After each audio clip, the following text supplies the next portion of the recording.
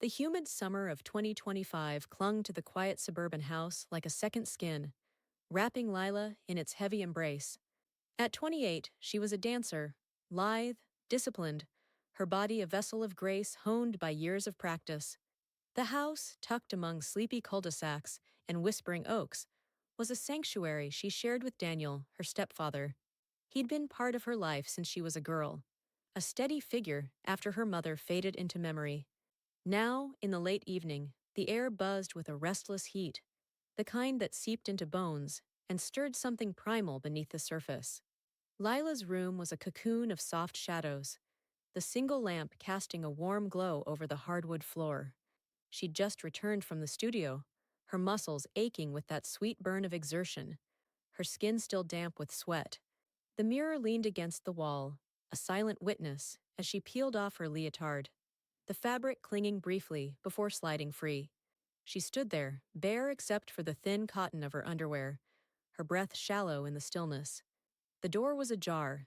She hadn't thought to close it fully, hadn't thought it mattered, until she felt it. A shift, a presence, a weight in the air that wasn't hers alone.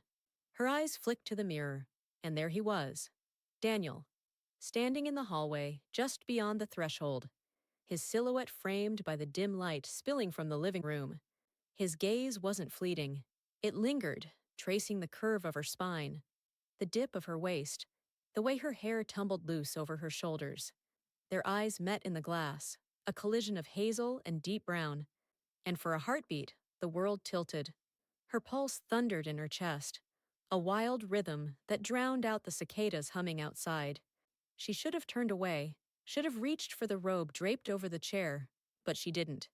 She stood there, caught, a deer in the headlights of something she couldn't name. A forbidden thrill snaked through her, sharp and electric, coiling low in her belly. This wasn't supposed to happen, not with him.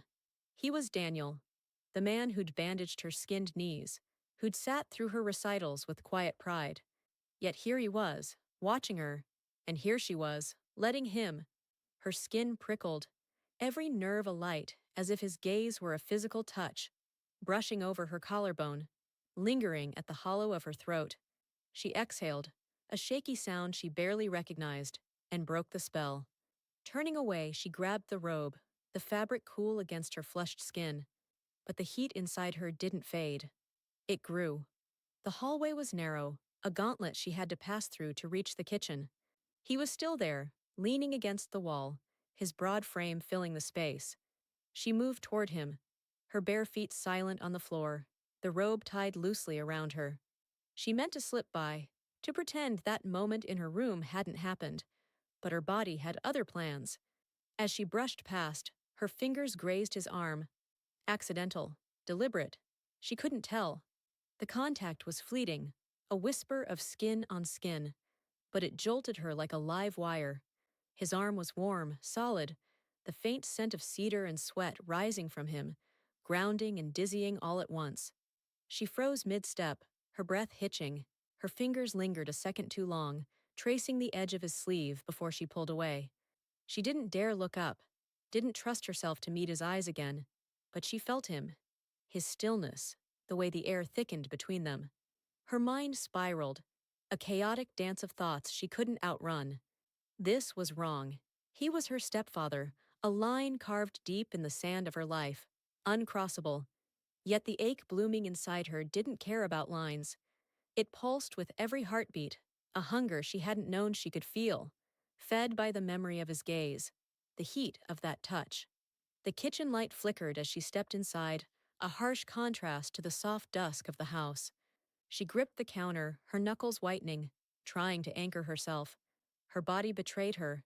Her skin still hummed where her fingers had met his arm, a phantom sensation that wouldn't let go. She could smell him even now, that faint cedar clinging to the air, mixing with the summer musk of her own skin. Her thoughts churned, guilt, sharp and bitter, warring with a desire that felt like a tide pulling her under. She'd always noticed him, his quiet strength, the way his hands moved with purpose. But this was different. This was a door cracking open, one she'd never meant to touch. Outside, the night pressed against the windows, thick with humidity and secrets. Inside, her chest tightened, her breath shallow as she fought to steady herself. She was a dancer. She knew control, knew how to hold a pose until her muscles screamed. But this was beyond her. The atmosphere crackled, heavy with restraint, with the weight of what hadn't been said, hadn't been done. Yet, her body leaned toward the hallway, toward him, as if drawn by some invisible thread. The taboo of it only sharpened the edge, made the ache deeper, the pull stronger. She was slipping, and she knew it. The storm rolled in on a late July night in 2025, a restless growl of thunder shaking the suburban house where Lila and Daniel lived. Rain lashed the windows, a silver curtain that blurred the world beyond, trapping them in a cocoon of shadow and sound. The living room glowed faintly, lit only by a single lamp in the corner, its amber light pooling on the hardwood floor. Lila stood there, barefoot, her pulse a staccato beat against her ribs. She'd come downstairs restless, the air too thick, her skin too tight. The memory of that hallway touch a week ago still burning beneath her flesh. She didn't plan it, not consciously. The music started as a whim, a slow, sultry rhythm spilling from the old stereo, its notes curling through the room like smoke. She began to move, her dancer's body swaying instinctively, hips rolling, arms lifting as if tracing invisible lines in the air. Daniel was there, slouched in the armchair, his silhouette a dark anchor in the dimness. She felt his eyes on her, heavier now than they'd been in her bedroom mirror, and something inside her snapped. Resolve, restraint, the thin thread of propriety she'd clung to. She danced for him. Her tank top clung to her, damp with the humidity, and as the music swelled, she shed it, letting it fall to the floor in a whisper of cotton. Each sway stripped away more, her shorts, her inhibitions, until she was bare, her skin glistening in the low light, a canvas of curves and shadows. The storm outside roared, but the real tempest was here, in the way her body moved, in the way his gaze devoured her. She didn't speak. Words felt too small, too fragile for this. Her breath came faster, her chest rising and falling as she stepped closer, the distance between them shrinking with every heartbeat. A bold impulse seized her. She crossed the room, the floor cool beneath her feet, and stopped before him. Her hands found his chest, palms pressing against the worn fabric of his shirt, feeling the heat of him, the steady thud of his heart beneath. His stride eased, the boundaries, then halted. Stepfather, he drew stepdaughter, back slightly, the years of careful distance, dissolved like mist under her touch. He didn't pull away.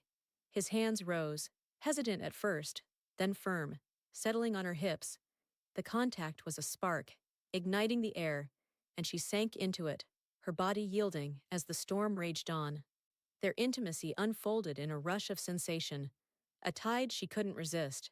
His shirt came off, discarded somewhere in the shadows, and her fingers traced the planes of his chest, the faint scars, the warmth that radiated from him.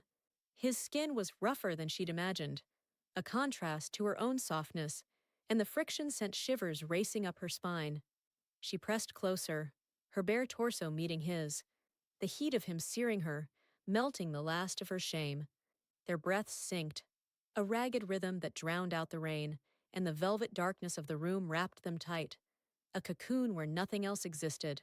Her lips found his neck, tasting salt and cedar, and a low sound rumbled in his throat. Not words, just need. His hand slid up her back, strong and sure, pulling her down until she straddled him, the chair creaking beneath their weight. Every touch was a revelation. The scrape of his stubble against her cheek, the way his fingers dug into her thighs, anchoring her to this moment. Her body responded, liquid and alive, an ache blooming deep within her, fed by the press of him, the unspoken shift from forbidden to inevitable. She moved with him, a dance more primal than any she'd ever performed, her senses drowning in the feel of him, his heat, his scent, the way he filled the space she'd kept empty too long. Inside, her world tilted. The guilt that had gnawed at her faded, swallowed by a raw connection she couldn't deny. This wasn't just desire. It was a tether, a binding that sank into her bones. Her fingers curled into his shoulders, nails biting skin, and she felt him shudder, a mirror to her own unraveling. The storm outside peaked, lightning flashing through the windows, illuminating them in stark, fleeting bursts. Her head thrown back, his hands gripping her, their bodies locked in a rhythm older than the house, older than the rules they'd broken. As it built, her mind fractured, sensations piling one atop another until she couldn't tell where she ended and he began. The heat of his breath against her collarbone, the slick slide of skin, the pulse of him inside her. It was too much, and not enough, and everything. When release came, it was a wave crashing through her, leaving her trembling, breathless. Her forehead pressed to his as the aftershocks rippled. The room spun, the lamp's glow blurring, and she clung to him, her anchor in the chaos she'd unleashed. When it was over, the storm had quieted, rain tapping softly now against the glass. She stayed there, draped over him, her chest heaving, her body humming with a strange, profound peace. She was changed, irrevocably. The connection wasn't just physical. It was a thread woven into her, tying her to him in a way that felt fated, deep, beyond the taboo they'd crossed. Her fingers traced his jaw, a silent acknowledgement, and in the stillness she knew. This was no mistake. It was hers, theirs, a transformation that left her breathless and whole.